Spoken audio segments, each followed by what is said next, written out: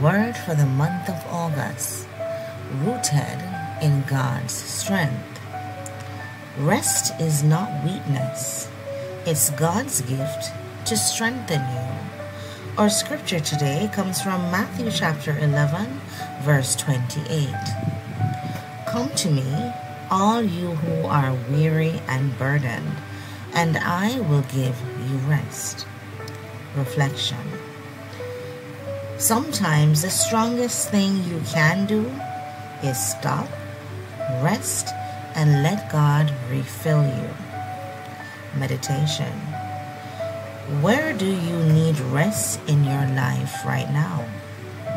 How can you allow God to refresh you this week?